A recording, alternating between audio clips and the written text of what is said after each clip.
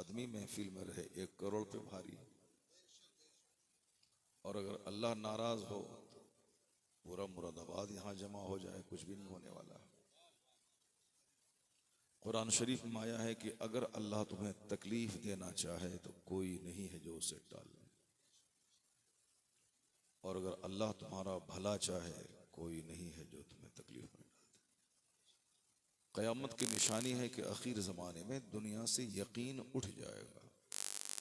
जो सबसे बड़ी मुसीबत होगी वो मुसीबत ये होगी कि यकीन दुनिया से उठ जाए।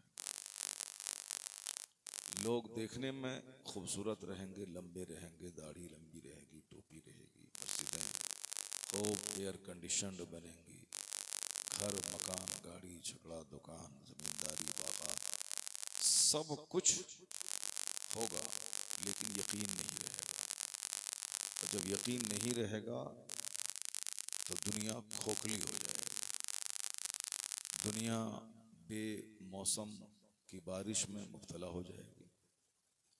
दुनिया खतरनाक अमराज में मुब्तला हो जाएगी। दुनिया का कोई रहबर और रहनुमा नहीं होगा। लोग समझ में नहीं आएगा कि हम क्या करें क्या नहीं करें। इसी बेचैनी में लोग मर जाएंगे। जिंदगी का कोई मकसद समझ में नहीं आएगा। जैसे आज हालात पैदा धीरे धीरे हो रहे हैं। हमें कुफार मुशरिकीन से कोई मतलब नहीं, मतलब है जो अल्लाह पर यकीन रखते हैं, जो अल्लाह पर ईमान लाते हैं। ये अल्लाह पर ईमान लाने वालों में जो आज कमजोरी पैदा हो रही है उसी से बहस है। वरना मुशरिक और कुफार चाहे वो सोने के घर में रहें कि चांदी के घर में रहें, चाहे उनकी गाड़ी 50 करोड़ की हो जाए, चाहे 50,000 एकड़ जमीन वो खरीद लें, उसका अंजाम आग है, जहन्नम है। इस बात को हमेशा दिमाग में आप रखें तो इत्मीनान मिलेगा और आपका चेहरा उदास नहीं होगा।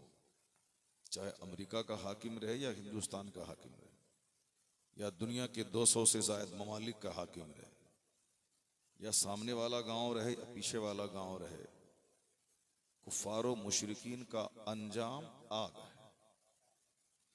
जिसका अंजाम आग है तो आज चाहे वह सोने की प्लेट में खा ले, चाहे वह 50 खरब के बंगले में रह जाए, उससे क्या होने वाला? अंजाम आखिर आग है। इसलिए उनकी कभी किसी खुशहाली को देखकर मरूब नहीं होना।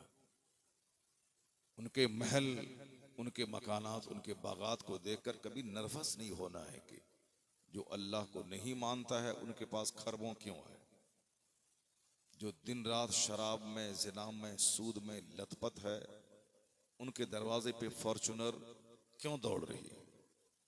अगर ईमान नहीं रहा आपका इस बात पे तो उनकी गाड़ी आपको काफिर बना देगी। जाहिर सी बात है। आप बोलेंगे हम मुसलमान हैं, मेरे पास आल्टो भी नहीं है, और वह 50 खुदा को मानता है, अल्लाह को गाली देता है, उनके पास 50 करोड़ की कार है, तो आप उसकी कार को देख करके काफिर हो जाएंगे।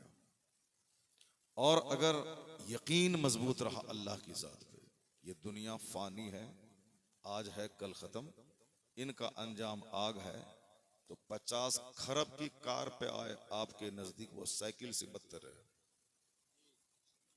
अगर यकीन है अल्लाह की जात पे तो आज मुसलमान इसीलिए उदास हैं, वो यकीन कमजोर हो रहा।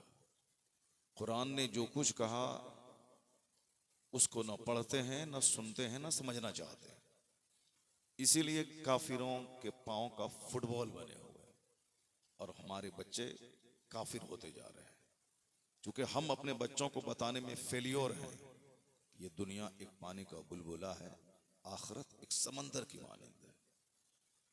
हम अपने बच्चों को बताने में नाकाम हैं।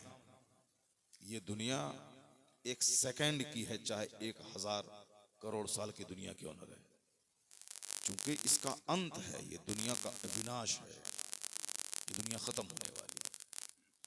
और दुनिया की कोई चीज एक हालत पर नहीं रहती, हर चीज परिवर्तनशील है। दुनिया में परिवर्तन इस दुनिया का नियम है, तब्दीली। बच्चा पैदा होता है, जवान होता है, बूढ़ा होता है, मर जाता है। दाढ़ी के बाल काले रहते हैं, सफ़ेद होते हैं, बंदा ख़त्म हो जाता है। मालदार हुआ फिर गरीब हो गया, गरीब हुआ फिर मालदार हो गया। बादशाहों के बेटे भीख मांग रहे हैं। जो कल हमारी गाय चराता था वो आज करोड़ों के मकान में आराम कर रहा है। जो सुअर चराता था उसका बेटा मंत्री बना हुआ है। जो गुवाला था, भैंस चराता था, वो मुख्यमंत्री बना हुआ है। साहब जो डोम था मुख्यमंत्री बना हुआ है। और जो राजा महाराजा का बेटा था वो जाके टोटो चला रहा है। ये नियम है दुनिया का। एक हालत पे दुनिया नहीं रहती है। दुनिया एक हालत पे नहीं रहती है। दुनिया की परिभाषा ही है अल आलम मुतगय्यरुन। ये आलम, ये दुनिया क्या है? बदलने वाला है। कुल्लु मुतगय्यरिन हादिस। हर बदलने वाली चीज फानी है, हादिस है। जब दुनिया फानी है, उसको करार ही नहीं है, तो अब चाहे सोने की दीवार है, मिट्टी की दीवार है, दोनों बराबर है। अभी दुनिया टफ इसीलिए है क्योंकि हमने आखिरत को भूलकर दुनिया को सब कुछ समझ लिया। इसीलिए अब हम चाहते हैं कि मेरे पास मकान होने का, चाहे हराम का हो चाहे हलाल का हो। मेरे पास गाड़ी चाहिए, चाहे वो हराम की गाड़ी हो या हलाल की। ईद के दिन नया जोड़ा चाहिए, चाहे हराम का कपड़ा हो या हलाल का हो। पेट में रोजाना गोश्त मछली जाए, चाहे हराम का हो या हलाल का हो। बेटी की शादी में खूब धूमधाम हो, चाहे पैसा सूद का हो या शराब बेच के हो या जमीन बेच के हो या दूसरों को ठग के हो या मस्जिद के दरवाजे पे भीख मांग के हो, मगर बेटी को पलंग और फर्नीचर देना है। बाराती को खाना खिलाना है, चाहे भीख मांग के हो चाहे कर्जा लेकर के हो, चाहे हराम का हो चाहे हलाल का हो। दिमाग में ये बात सेट हो गई है। यही वजह है कि आज ये जिंदगी हमारे लिए बोझ बन गई है।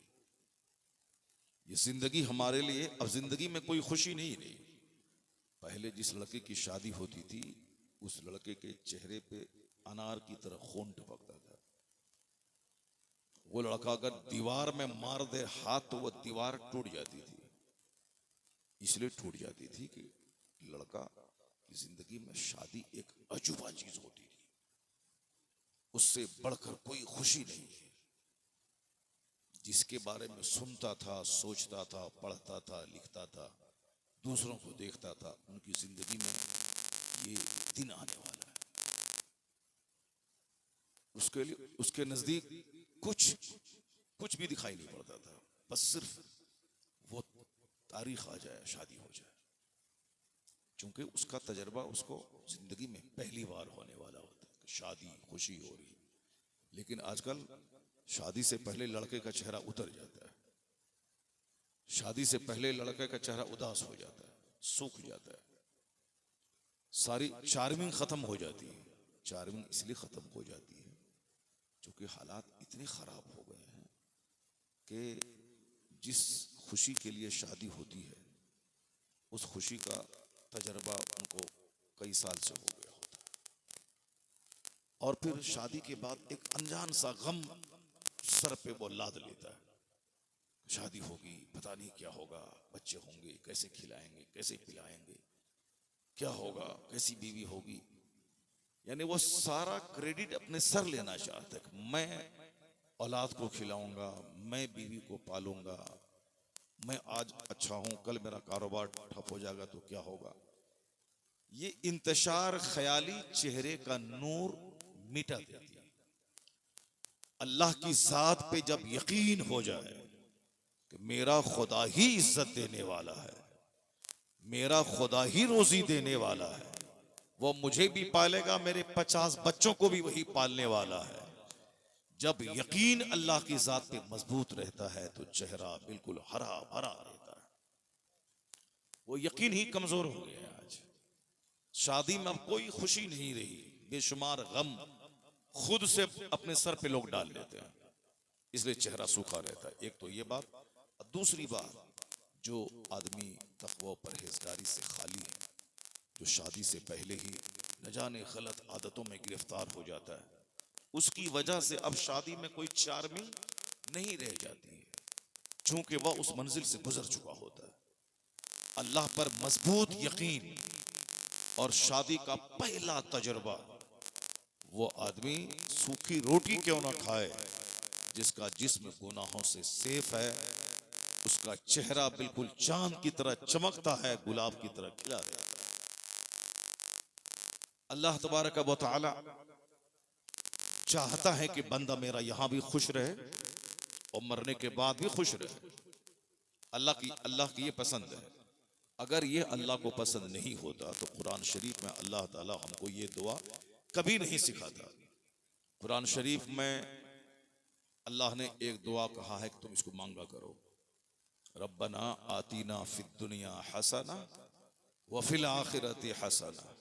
इलाही मुझे दुनिया में भलाई अता फरमा और आखिरत में भी भलाई अता फरमा। ये दुआ किसी आला हजरत ने नहीं सिखाई है। ए बाबू ए कहाँ भाग रहा है? महफिल में अभी भी बहुत सारे लोग हैं, मगर सब लोग बैठे रहें तो बात अच्छा लगेगा।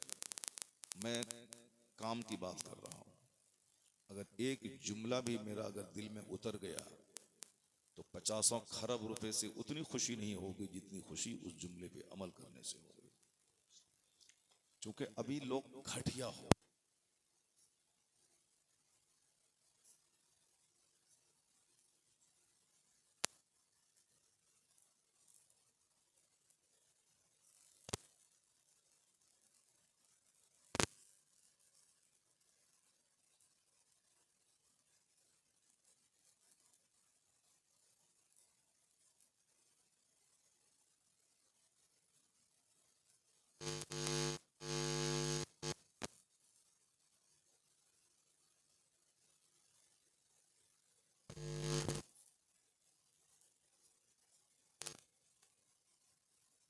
आदमी अपनी पहली हालत को ही बेहतर समझता है।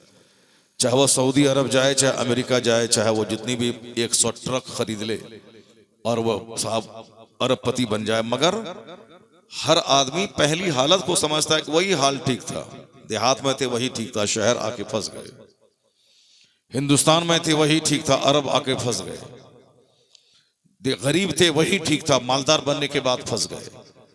मिन जुमला 99% आदमी वही सोचता है कि जब पहले जो हाल था वही ठीक था।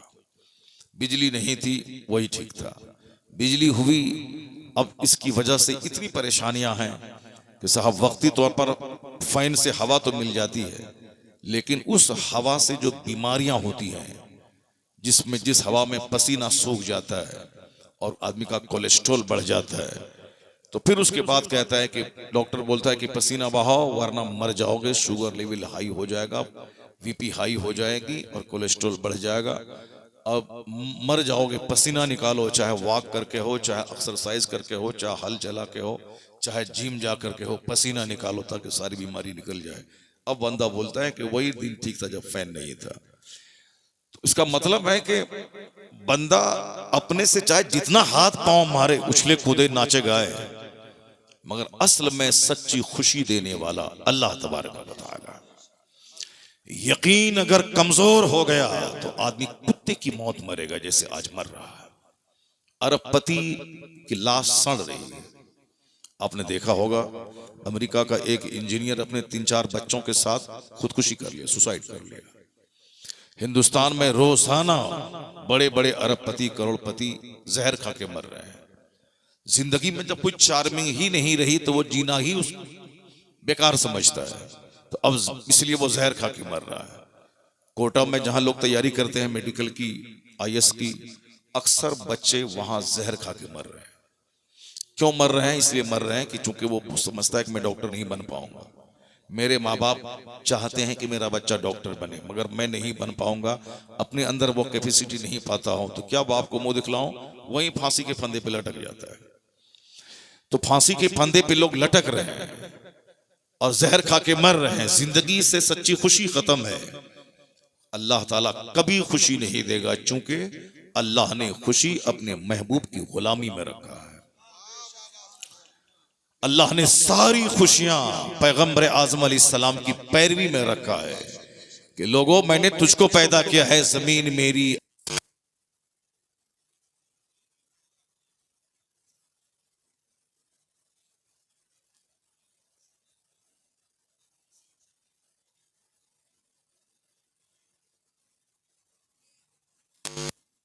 गुलामी करो, जन्नत वहां दूंगा, सच्ची खुशी यहां दूंगा। वाह वाह वाह, नारे तकबीर, नारे रिसालत, मुफ्ती शहरियार साहिब क़िबला मसलके आला हजरत। खुशी तबीयत की पैरवी में नहीं है, खुशी सुन्नत की पैरवी में है। जिसने भी अपनी तबीयत की पैरवी की उसके हिस्से में सिर्फ खसारा है, उसके हिस्से में सिवाय घाटे के कोई सौदा नहीं है। मुस्तफा की सुन्नत की जो पैरवी की, आप यकीन जाने जन्नत वहां मिलती है, शोहरत और मकबूलियत यहां मिलती है। अच्छी बीवी, अच्छी औलाद यहां मिलती है। गुर्बत में बादशाहों जैसी खुशी यहां अल्लाह देता है, क्योंकि सब कुछ देने वाला अल्लाह ही है। ये बुनियादी बात है। चाहे सारी दुनिया के लोग इस बात को झुठला दें, कुछ नहीं होने वाला है। बात सच्ची वही है जो अल्लाह ने कही है। अल्लाह रब्बुल इज्जत को दुनिया बनाने में कुछ नहीं लगता, कुन फयकून। अल्लाह कहता है बन जाओ तो दुनिया बन जाती है। आसमान खड़े हो जाओ तो आसमान खड़ा हो गया बगैर खंबे के। जमीन से कहा कि फैल जाओ, जमीन समंदर के ऊपर में फैल गई। अल्लाह फरमाता है कुरान शरीफ में है, सुम्मस्तवा इला समाए वहिय दुखान काल लहा वलिल अर्दि इतिया तौअन और करहन कालता अतैना ताईन। अल्लाह फरमाता है कि अल्लाह रब्बुल इज्जत जब आसमान बनाना चाहा तो अल्लाह ने आसमान और जमीन से कहा कि हो जाओ, वजूद में आ जाओ, वजूद में आ जाओ। खुशी या ना खुशी, विलिंगली या अनविलिंगली, मर्जी से हो या मजबूरी से हो, वजूद में आ जाओ। सुम्मस्तवा इला समाए वहिय दुखान, वो आसमान जो धुआं था, वो आसमान जो एक गैस की सूरत में था। आज वैज्ञानिक कहते हैं कि हाइड्रोजन गैस था आसमान बनने से पहले, स्पेस में कुछ नहीं था, सिर्फ धुआं जैसा एक माहौल था। कुरान क्या कहता है, आसमान की तरफ अल्लाह मुतवज्जे हुआ, जो आसमान उस वक्त धुआं था, जो आसमान उस वक्त एक गैस की सूरत में था।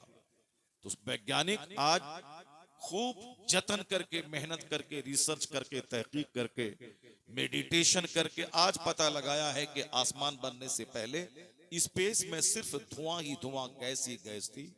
जरा कुरान शरीफ पढ़िए जो 1400 साल पहले नाजिल हुआ है।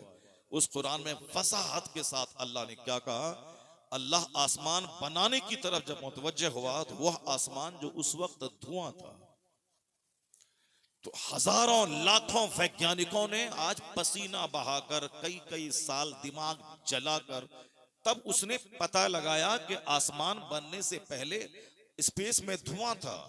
कुरान शरीफ में अल्लाह रब्बुल इज्जत क्या फरमाता है, वो आसमान जो उस वक्त धुआं था, अल्लाह ने कहा कि वजूद में आ जाओ। तो जमीन आसमान दोनों ने कहा कालता अतैना ताईन, दोनों बोला हम वजूद में आ गए। अल्लाह, दोनों ने क्या कहा, हम वजूद में आ गए। जमीन बन गई, आसमान बन गया। विदाउट पिलर्स ये आसमान बन गया। किसने बनाया? अल्लाह ने। तो अल्लाह रब्बुल इज्जत को आसमान बनाने में बहुत टाइम नहीं लगा। बोला कि अल्लाह ने कहा कि हो जाओ, आसमान बन गया। अल्लाह ने कहा कि जमीन से कि वजूद में आ जाओ, जमीन वजूद में आ गई। तो अल्लाह रब्बुल इज्जत ही सारी कायनात का संचालक है, वही पूरी यूनिवर्स का क्रिएटर है, वही सारी कायनात का खालिक है। विश्वास करना होगा, वरना नेता की बात माने तो नेता तो यही डराता। मेरी उम्र 50-54 साल आज हो रही, 4 साल माइनस कर दें, 50 साल से हम यही सुनते हुए आ रहे हैं कि इस्लाम खतरे में है, मुसलमान खतरे में है, होश में आ जाओ। जो खतरे में है वो नेता मर गया, सड़ गया, गल गया। और उस वक्त में भी इस्लाम जिंदा था और आज भी इस्लाम जिंदा है। सुभान अल्लाह। नेता तो डर आता है, हमको वोट नहीं देगा तो तुम डर जाएगा। बदतमीज, तुम वोट लो और अपना पेट पालो और अपने बेटे के लिए घर मकान बनाओ। इस्लाम की चिंता मत करो। इस्लाम अल्लाह का पसंदीदा मजहब है।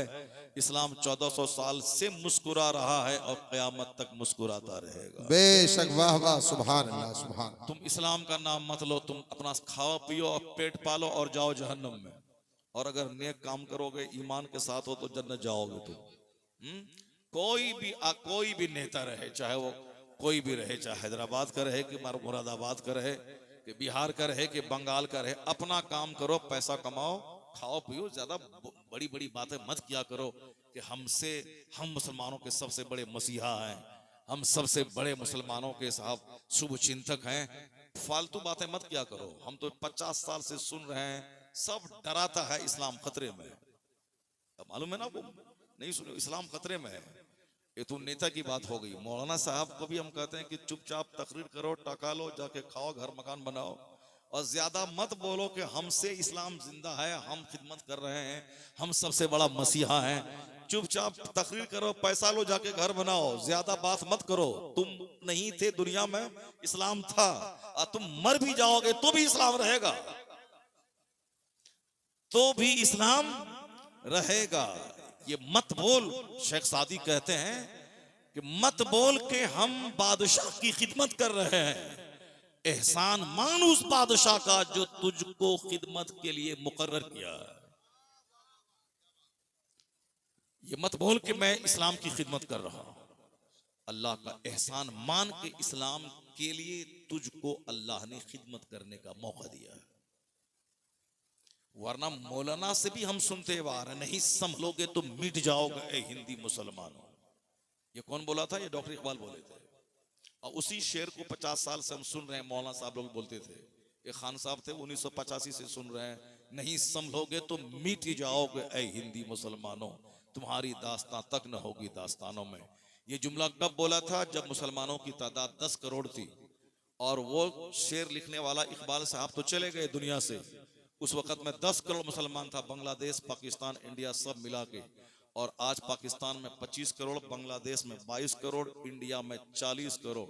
40 10 50 10 60 10 70 10 80 80 करोड़ मुसलमान उस इंडिया में है। बोला था मिट ही जाओगे, वो तो चला गया, मगर आज लाखों मस्जिदों से अजान की आवाज आ रही है।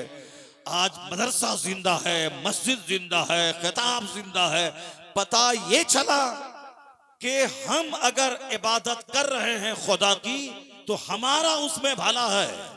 अल्लाह का एहसान कि अल्लाह ने मुझे इबादत की तौफीक दी, वरना अल्लाह रब्बुल इज्जत का कुछ बिगड़ने वाला नहीं है।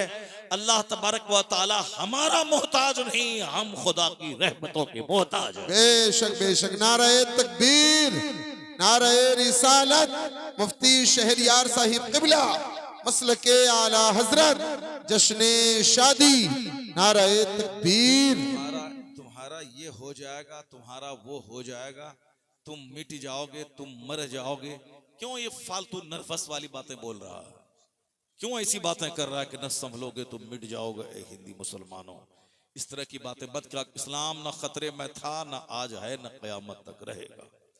अलबत्ता मुसलमान अगर काफिरों की नकल करेगा, मुसलमान शराब पिएगा, मुसलमान जिना करेगा, मुसलमान शादी ब्याह काफिरों की तरह करेगा, अपना बाल बच्चा काफिरों की तरह पालेगा, मुसलमान अपने घर में 24 घंटे काफिरों की तरह सनीमा देखेगा, मुसलमान 24 घंटे झूठ बोलेगा, तो फिर तो कुदरत का कानून है कि अगर तुम गलत करोगे तो तुम्हारा अंजाम भी गलत होगा। तो बदअमल मुसलमान पिटेगा, बदअमल मुसलमान मरेगा, इसको सजा मिलेगी। चूंकि जिना का अंजाम गलत है, शराब का अंजाम गलत है, झूठ का अंजाम रोजी के घटने की सूरत में आता है, जिना का अंजाम बाल बच्चों की तबाही की सूरत में आता है, शराब पीने का अंजाम सेहत के और माल के लूटने की सूरत में आता है, झूठ का अंजाम आदमी की बेइज्जती और जिल्लत की सूरत में होता है। तो जो जैसा करेगा उसका अंजाम वैसा होगा। अलबत्ता ये बदअमल खतरे में है, मगर इस्लाम न कभी खतरे में था, न आज है, न क़यामत तक रहेगा। इसलिए कि अल्लाह रब्बुल इज्जत का पसंदीदा मजहब इस्लाम है, और अल्लाह का कोई दूसरा मद्दे मुकाबिल नहीं है जो अल्लाह से मुकाबला कर सके। जब अल्लाह से कोई मुकाबला नहीं कर पाएगा तो अल्लाह को कोई खतरा नहीं है, तो अल्लाह के मजहब को भी किसी से कोई खतरा नहीं है। हुवल्लज़ी अरसला रसूलहु बिलहुदा व दीनिल हक़ लियुज़हिरहु अलद्दीन कुल्ली। अल्लाह कहता है वो खुदा है जिसने अपने रसूल को हिदायत और दीन हक के साथ भेजा है, ताकि इस मजहब को सारे मज़ाहिब पे गालिब कर दे। तो इस्लाम गालिब होने आया है, मग़लूब होने नहीं आया। इस्लाम मुकम्मल होके रहेगा। युरीदून लियुत्फ़िउ नूरल्लाहि बिअफ़वाहिहिम वल्लाहु मुतिम्मु नूरी, अल्लाह कहता है ये मुशरिक अपने मुंह से इस्लाम का चिराग बुझाना चाहते हैं और अल्लाह उस नूर को पूरा करना चाहता है। तो जो अल्लाह चाहेगा वो होगा। और जिस बंदे के पेट में 2 केजी पाखाना है, इसके चाहने से कुछ नहीं होता है, वही होता है जो मंजूर खुदा होता है। जो अल्लाह चाहेगा वही होगा। तो अल्लाह का पसंदीदा दीन है इस्लाम। इस्लाम को कोई खतरा कभी नहीं था, न आज है न क़यामत तक रहेगा। जिसने भी बोला इस्लाम मिटा देंगे, अल्लाह ने उसको मिटा दिया। उसके बाल बच्चों के जरिए कलमा पढ़वा के इस्लाम की खिदमत उससे लिया। इन्नल्लाह ला युअय्यिदु हाज़द्दीन बिर्रजुलिल फाजिर, बुखारी शरीफ की हदीस में आया है कि अल्लाह ताला इस्लाम की मदद उससे ले लेगा जो फासिक और फाजिर होगा, उससे दीन का काम ले लेगा। और उसी बुखारी में एक दूसरी हदीस है कि अल्लाह ताला इस्लाम की ताईद, इस्लाम की मदद उन लोगों से लेगा जिसका इस्लाम में कोई हिस्सा नहीं है। यानी जिसका इस्लाम में कोई हिस्सा नहीं है, उनके जरिए अल्लाह ताला इस्लाम का काम ले लेगा। जैसे आज यूरोप और अमेरिका के वैज्ञानिक जो कलमा नहीं पढ़े, उसका इस्लाम में कोई हिस्सा नहीं है, लेकिन उन लोगों ने जो तहकीक की है, जो रिसर्च किया है, उस रिसर्च को देख देख कर हजारों काफिरों ने जो कलमा पढ़ा, इसी को कहा जा सकता है कि तहकीक उस काफिर ने किया। उस तहकीक के जरिए हजारों मुशरिकीन कलमा पढ़ के मोमिन हुए, तो अल्लाह ताला उन मुशरिकीन की तहकीक के जरिए मजहब इस्लाम का काम ले लिया। वाह वाह वाह, सुभान अल्लाह सुभान। जिस तरह अभी मैंने आपसे कहा कि रिसर्चर ने कहा है कि आसमान बनने से पहले गैस थी, हाइड्रोजन और हेलियम गैस, वो गैस थी आसमान बनने से पहले। तो गैस कहते हैं धुआं को। तो इन लोगों ने आज उस बात को इकरार किया। कुरान शरीफ जब वो वैज्ञानिक पढ़ता है कि उसी गैस, उसी धुआं की बात कुरान शरीफ में मौजूद है। जिस जमाने में कोई कॉलेज नहीं था, यूनिवर्सिटी नहीं थी, कोई स्कूल नहीं था, उस जमाने में जब गैस और धुआं की बात कुरान में मौजूद है, इस बात की दलील है कि कुरान हक है, कुरान सच है, कुरान पाक अल्लाह की किताब है। और जब बंदा इस पॉइंट पे पहुंचता है तो उसके ज़मीर की आवाज होती है, जब हक सामने जाहिर हो गया है तो हक को मान लेना चाहिए। तो बस वो कलमा पढ़ता है और मुशर्रफ इस्लाम हो जाता है। इस तरह की बेशुमार तहकीकात हैं जो अक्सर बेशतर हम अपनी तकरीरों में कहा करते हैं, वो अलग अलग रिसर्च को बयान करके कि किस तरह फ्रांस के कोस्टो ने कलमा पढ़ा, किस तरह एनाटॉमी डिपार्टमेंट के हेड थाईलैंड की राजधानी के मेगाटेक तेजासन ने किस आयत करीमा को सुनने के बाद वो कलमा पढ़ा, किस तरह इस्लाम के बड़े बड़े दानिश्वरों ने कलमा पढ़ा। अक्सर बेशतर मैं अपनी गुफ्तगू में इस तरह की बातें क्या करता हूँ। अभी आपको ताज्जुब होगा कि गांधी जी जो हिंदुस्तान की आजादी के एक बहुत बड़े शोरमा और बड़े बड़े फाइटर माने जाते हैं, हिंदुस्तान के बापू माने जाते हैं, उन्होंने उनका एक जुमला अभी व्हाट्सएप पे गर्दिश कर रहा है कि गांधी जी ने 1947 में जब इंडिया में कांग्रेस की गवर्नमेंट बनी तो गांधी जी मिनिस्टरों को नसीहत करते हुए कह रहे थे कि मिनिस्टरों, तुम खिदमत के लिए मुकर्रर हुए हो, अपने देश की ऐश करने के लिए नहीं। तुम्हें सिंपल लाइफ, सादी जिंदगी गुजारनी है। गांधी जी ने आगे कहा कि मैं तुम्हारे लिए रामकृष्ण जी और रामचंद्र जी और कृष्ण जी की मिसाल नहीं दे सकता, चूंकि यह लोग कोई हिस्टोरिकल पर्सनैलिटी, तारीखी शख्सियत, हस्तियां नहीं है ये लोग, मगर मैं मजबूर हूं तुम्हारे सामने मिसाल देने पर कि अबू बकर और उमर तुम्हारे लिए मॉडल है। इसलिए कि अबू बकर और उमर एक जमीन के बहुत बड़े भूभाग और बहुत बड़ी सल्तनत के वो हाकिम थे, बहुत बड़े हाकिम थे वो, मगर जिंदगी उनकी फकीराना थी, जाहिदाना थी। उनकी जिंदगी तेरे लिए मॉडल है कि वह बादशाह थे, मगर जिंदगी उनकी फकीराना थी। अगर तुमने उनके नक्शे कदम को अपनाया तो फिर तुझसे समाज का, मुल्क का कल्याण हो जाएगा। इस जुमले को 1 लाख बार पढ़िए, और वो भी पढ़ें जो आदमी आज इस्लाम के खिलाफ बकवास करते हैं। हर पार्टी के लोग इंडिया में गांधी जी को मानते हैं, और गांधी जी के और सिक्के में गांधी जी का फोटो होता है। गांधी जी कुछ नहीं थे, ना प्रधानमंत्री थे, ना कोई मिनिस्टर थे, मगर वह भारत के सब कुछ थे, और हर पार्टी के लोग मानते हैं, चाहे